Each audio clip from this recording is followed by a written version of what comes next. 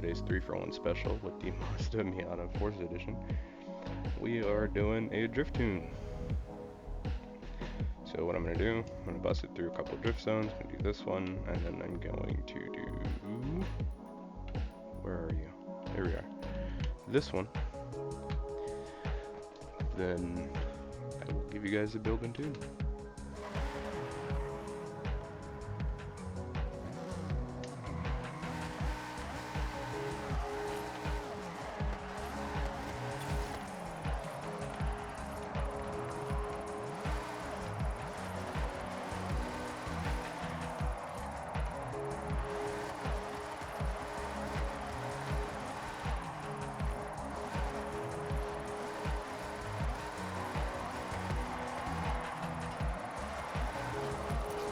I won't lie, the one area where this game has disappointed me just a little bit, This isn't like a big deal or anything.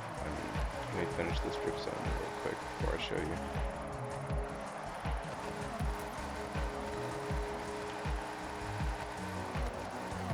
You've arrived at your destination.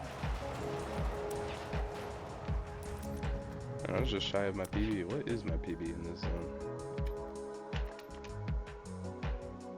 Toyota Supra Mark 5 150. Okay.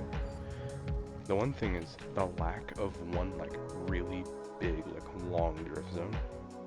This game doesn't have one, which is interesting considering where it's set. Like you straight up could have done this whole mountain pass as one big drift zone. But I think we got the biggest drift zone. Is the one we're gonna go to here in a sec, and it's this one. Okay, it's bigger, but it's not like one super long, dragged out drift zone. Horizon 4 had the one on. Horizon 4 had a couple of long, dragged out drift zones, but the main one I'm thinking of is on. It's not Storm Island, that's Horizon 2. Is it Treasure Island or something like that? I don't know, I don't remember. And then Horizon 5 had the one on the volcano, in the mountain. But, oh well, I guess. It's not that big of a deal, it's just like, man, that would have been sick.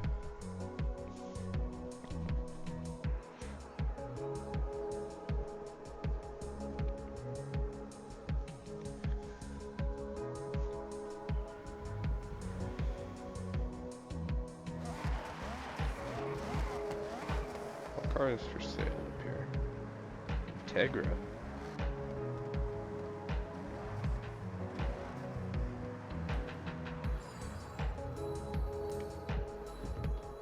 We're gonna buy it.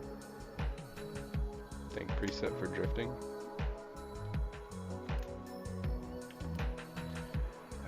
That's not what we're here for though.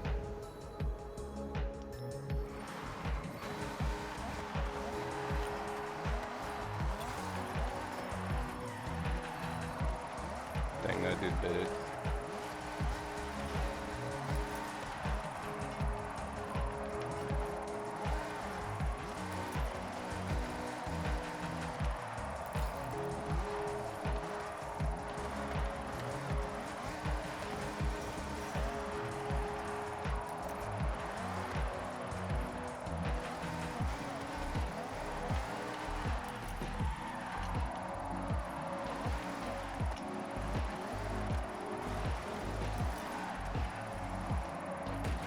Then I did it. Okay.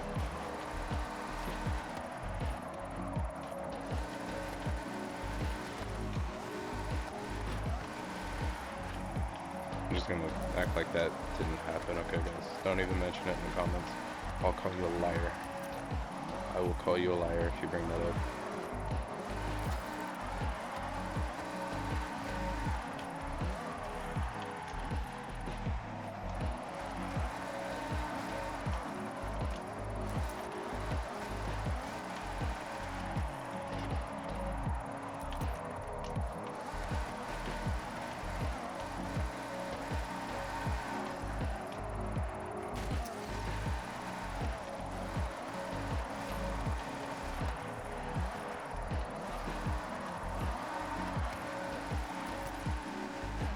We're gonna do that again. That was not a good performance by me. That wasn't. Was that even a 3-star performance? I don't know.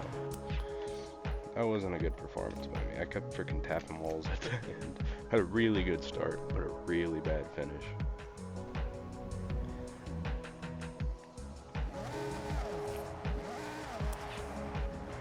I'm sorry for making you look bad, Miata.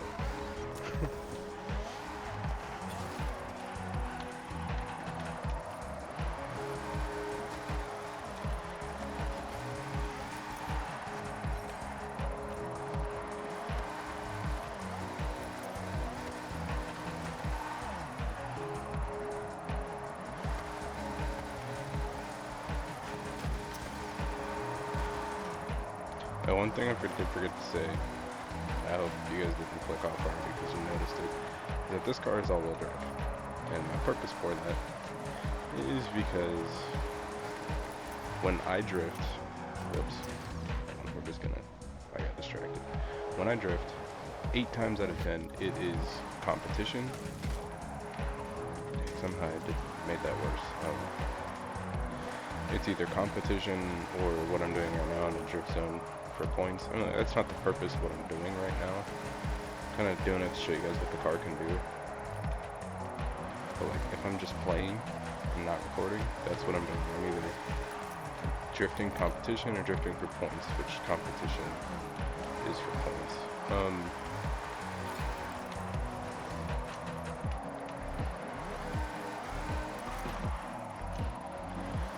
So yeah, all-wheel drive cars are better for just rapid point gain.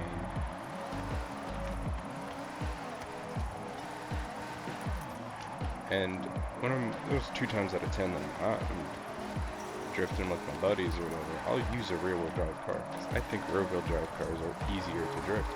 That's a new personal best.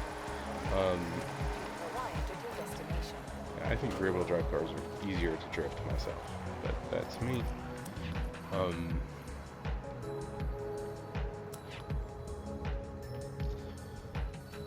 Head on over to the garage really quick while I finish talking. Yeah, that's me. A lot of people say all-wheel drive is easier. Me personally, I think rear-wheel drive is easier. It's easier to keep the car in the wraps. It's easier to hold the line. You don't have to worry about the thing overshooting and just barreling through a guardrail.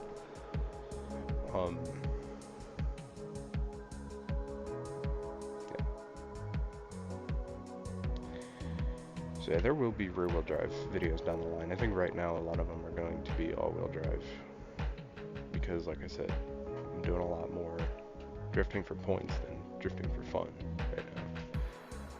Down the line, we'll get some rear-wheel drive builds going. Anyway, beginning with the share code.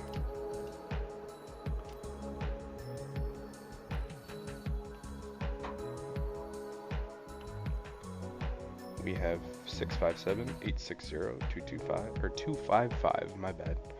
One more time, that is 657-860-255.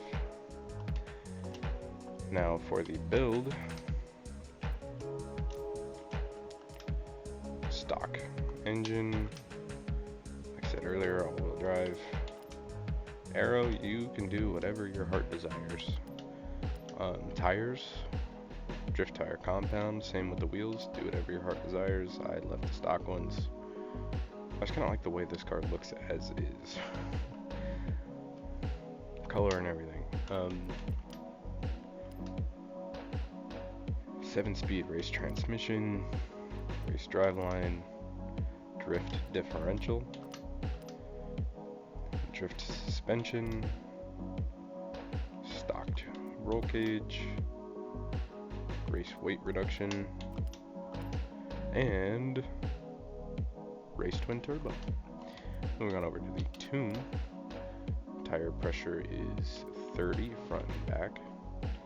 2.20 final drive, the rest remains stock. Alignment, negative 4.5 in the front, negative 1.5 in the rear. For camber, and then for toe, positive 2.6 outward in the front, 0 for the rear, front caster angle of 7.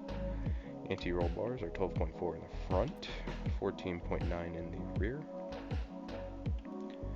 Springs, 318.7 on the front, 384.5. I almost said 385.4, but 384.5 in the rear. Ride height is 6.6 in the front, 5.8 in the rear. Damping for the rebound, 5.5 in the front, 6.1 in the rear. Mump is 2.4 in the front and 3.1 in the rear. Aero all the way to cornering on both front and back. Braking 100% towards the front for balance, and pressure is 100%. Differential 30% acceleration, 0 deceleration for the front, and for the rear 83 acceleration, 3 deceleration. Center balance of 79% towards the rear. And that's that for this build and tune.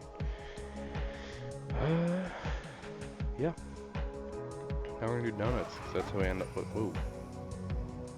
It catches me off guard every time. Sometimes it does it, sometimes it doesn't. Yeah, now we're gonna do donuts, because that's how I end off all the videos around here. And then we just completely missed that.